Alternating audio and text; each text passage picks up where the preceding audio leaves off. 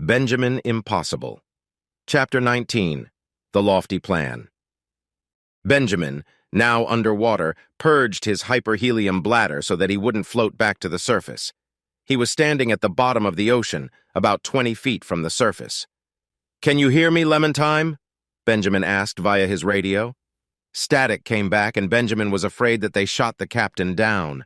Eventually, a signal came through, and he breathed a sigh of relief to hear the captain's voice again. "I'm here. Where are you?" "I'm standing on the ocean floor, dum-dum. You were supposed to follow me. That's why I yelled dive, you know." "Oh," Lemon-Time answered. "I thought you were yelling, die, die." "My bad." "What's going on up there?" Benjamin asked, trying to sound patient. "I can't tell," the captain answered. "I can't get close to that massive submarine without getting shot. It looks like all the robots are inside it now. I'm afraid they have your brother. The good news is that the cavalry is here. A couple of Osprey reconnaissance helicopters just flew by. The submarine's cannons are keeping them at a distance, but I have a feeling the Air Force will scramble fighter jets soon." Benjamin walked along the sandy ocean floor, heading to deeper water. "That will be too late, Captain. Glockenspiel is about to launch this submarine with my brother trapped inside." "What do you mean?" Lemon-Time asked. "You can't launch a submarine. It's not like that thing can fly." Benjamin turned on his heat detection imaging system, and the behemoth submarine appeared in the murky distance. He turned toward it, and a school of fish scattered before him. "This submarine can fly, Captain. Glockenspiel has enough hyperhelium to flood the hull of his submarine with levitating gas. I think he has enough helium to launch this thing into space." "Space?" Lemon-Time asked, unconvinced. "That doesn't even make sense." Benjamin walked closer to the submarine until he was directly under it. The massive ship cast a long shadow on the sea bottom. Standing underneath, it looked even more impressive and ominous. "If Glockenspiel gets this submarine in space, he may be unstoppable. I plan on finishing him now." "You better hurry then. Charlie doesn't have long before that time bomb explodes." "There is no time bomb," Benjamin replied. "I was just making all that up." "Seriously?" Yeah. Do you think we keep time bombs in stock on the Red Zeppelin? What kind of family do you think we are?" Lemon-Time sounded incredulous. "Then what was that device you glued to the bottom of the hyperhelium generator?" "That was my bedroom alarm clock, doofus." "Oh," Lemon-Time said, surprised. "Glockenspiel is going to be really annoyed when he figures that out." "Yeah? Well, I hope he gets so mad that he glockenpoops his pants." "Be careful," Lemon-Time said. "I think something is happening up here." Benjamin could hear a roaring sound underwater, and the submarine above him began to move upward. He added hyperhelium to his spacesuit and floated up in pursuit, grabbing onto a handhold built into the hull of the ship. The giant submarine lifted out of the water, dripping seawater in great torrents that ran down the side of the craft and washed over Benjamin's body. Had he not been wearing his powered suit, the water pressure would have ripped him right off the ship and dunked him back into the ocean. As it was, he had to grip tightly as he was yanked up out of the water. The modern submarine hung suspended next to the ancient fort, then shot heavenward into the sky. Benjamin looked down at the receding island below.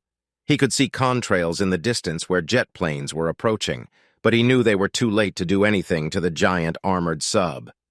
Benjamin held on to the submarine as it rocketed upward. It quickly passed through the cloud layer, and the sky darkened as the atmosphere thinned. It was easier to hold on to the submarine now that the acceleration had slowed, so Benjamin climbed up the side of the ship, grabbing onto various handholds and trying not to fall off. His spacesuit was designed to fly, and Benjamin could activate his leg thrusters and glide around the submarine. He decided to avoid this, however, as he was afraid the robotic ship would detect him and fire on him with those massive deck cannons. Instead, he clung close to the submarine's sides and inched along the surface of the vessel, searching for an entrance. After a few minutes, he found a closed access hatch. Diverting power to his arms, he punched down into the metal, trying to break his way through. A great metallic gong rang out from the blow, but the door held firm. "Figures," Benjamin muttered to himself. "This submarine is designed to operate a mile underwater and withstand thousands of pounds of water pressure. Of course my suit isn't going to break through." He tried sawing through the metal hatch with his power shield, but made little progress, and the effort ran his battery levels down at an alarming rate. Maybe I'll try the front of the submarine, Benjamin muttered. He scooted forward toward the front of the ship. This took longer than he expected, as the ship was huge. Glockenspiel had modified the submarine and installed large windows in the front of the vessel. Usually submarines didn't have windows, but apparently the evil doctor wanted a better view of the world as he conquered it. Benjamin dropped and inched forward to peek through the window. Inside, he could see a large room with several shapes. In the middle of the room stood the majordomo robot. The robot stood with a grin, the silly mustache still affixed to its painted face, and it waved cheerfully at Benjamin. In one hand, it held the hyperhelium generator. The other hand held Charlie, who also waved at Benjamin. "You stinking robot!" Benjamin yelled. He pulled out his club and prepared to bash the window. He wasn't sure if the glass would break, but it had to be more delicate than the metal hull. Before he could strike the glass, metal shutters slid down to protect it. Benjamin lost his balance and slid along the surface of the submarine, barely catching a handhold before falling off the ship entirely. Benjamin looked down in panic. The submarine was so high in the air at this point that he could see the curvature of the earth in the distance. He could make out the entire state of Florida below him. Wow, Benjamin thought, we are really high up. Thank goodness I'm in a spacesuit already, or I wouldn't be able to breathe. Benjamin's suit beeped. Surprised, he activated the radio in his helmet. "Hello? Benjamin, darling, is that you?" It was his mother. She had figured out how to radio his spacesuit. "Yeah, I'm kind of busy right now, Mom," Benjamin answered impatiently. "Benji, baby," his mother countered with a stern tone in her voice, "you have to get off of that submarine right now." Benjamin was flabbergasted. "Get off? Are you kidding me? Glockenstupid has Charlie trapped inside. Plus, he's got the hyperhelium machine. I'm going to find a way to break in and get him back."